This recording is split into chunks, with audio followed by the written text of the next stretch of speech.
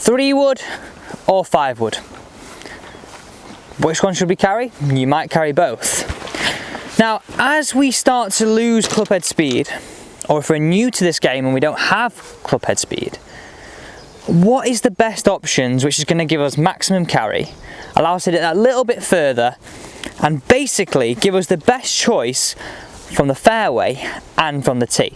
Now, most of us, if we have a 3-wood, are pretty good with it from the tee. So this is my last year's 3-wood. This is the SZ. Actually, no, I lied, I didn't change it for 2 years. This is my F9 3-wood, and I gamed this 3-wood, and what I ended up doing is flirting between wanting to loft it up to have good hits from the fairway, to give me some better distance from the fairway, and then feeling like I wasn't sure if I liked it off the tee. So let's take this one away and talk through exactly what I think you guys should do this season and contemplate doing it throughout. So that is my 3-wood. This year, in 2021, I have gone for a 5-wood. Now, I really think we should all contemplate this. I think a 5-wood is a great club to use on the tee because it gives us a little bit of options, helps us get it in the air, and then from the fairway, well, it makes it just that little bit easier too. Hit this one away and let's get talking about exactly why you should either, in a modern 3-wood, loft it up, or, I hate to say this because I don't want to encourage you guys to spend some money, but contemplate getting a 5-wood to really help your game.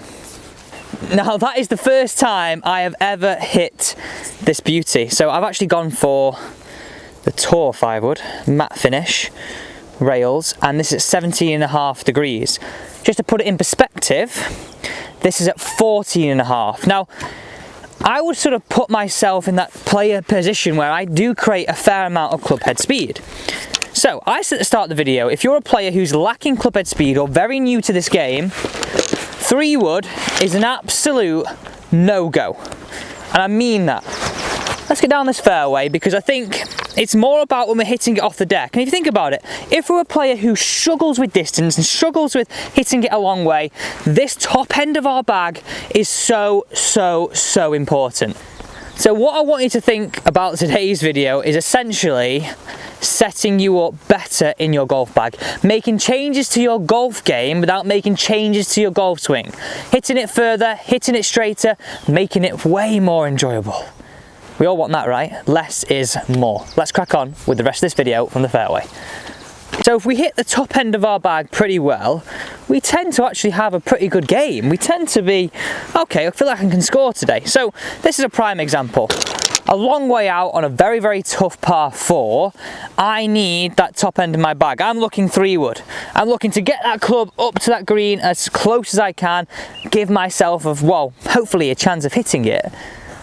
But even more so, just sort of giving myself a chance of getting close. So let's think about this theory. If you're a golfer who sort of swings the golf club with driver around, let's say 80, maybe a bit less, high 70s, early 80s, then the way we can really look at this and say, well, how do we increase our distance? How do we have a little bit more forgiveness? Adding a little bit more loft is going to help us launch it that little bit higher. Launching it a little bit more higher with a little bit more spin because we've got more loft is going to potentially give us a little bit more carry. So, let's take this. This is 14.5 degrees, okay? This is at 17.5 degrees. If both of these clubs swing in at the same angle of attack, this one is going to produce a high dynamic loft as long as we don't manipulate it too much than this.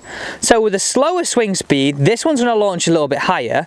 With a slower swing speed, this one's going to launch a little bit lower, giving us one that works a little like this, another one that works a little bit like this. Now, theory says to us here, there's obviously an optimum area, and just making this as simple as possible. If I am a player who swings at a slower speed, I struggle with accuracy, a little bit more loft is our friend.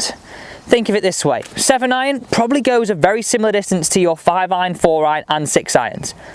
You feel like 7-iron you can hit a lot straighter than your 4, 5 and 6-irons because it's got more loft. You find the centre a little bit more often, more loft, easier to control the spin axis of the golf ball. also easier to launch it that little bit higher and get to sort of that optimum zone of hitting it. That is why. So if we're sort of swinging in and hitting down with no loft, this ball's going to come out really low. And if you've not got the speed to do that with something on the fairway like this, then we make it very, very hard for ourselves. Take a scenario like this, right? I've actually found what is actually the only sort of green piece of grass at the minute on this fairway. As you can see, it's a low point. The ball is significantly below my feet.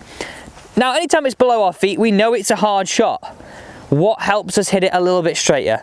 A little bit more loft in a situation where I've got something that's going to help me. So let's hit this one away and just talk about why this is super important in terms of spin axes and either thinking about lofting your 3-wood up or feeling as though, I hate to say it again, but potentially investing in your game, in yourself, and something a bit new in the back. So that's a prime example. Off the fairway, it's hard to get the ball in the air. With a low lofted club like a 3-wood, we feel like we've really got to scoop it up. Having that feeling of looking down with a bit more loft, but still that length of shaft, it's going to help us get that ball in the air with a little bit less effort. It's a simple one today. It's a simple one. Really consider lofting up your 3-wood if you have that. I mean, most modern 3-woods have that ability. Or if we want to, sort of think about maybe when the time's right, looking down that 5-wood route. It's easier to get it in the air, it's easier to hit a little bit straight, and if you're a low club head speed player, all those factors are probably going to help you, not probably about it, actually help you hit it just that little bit further. Remember, we've got 10 degrees of loft, let's say 15 degrees of loft. Same speed, at 10 degrees let's say, this ball's going to launch out really low, no carry, not go very far at all. Just that little bit more loft gives you a bit of a chance to get it in the air, a little bit more distance, a little bit more enjoyment. A little simple tip for you today.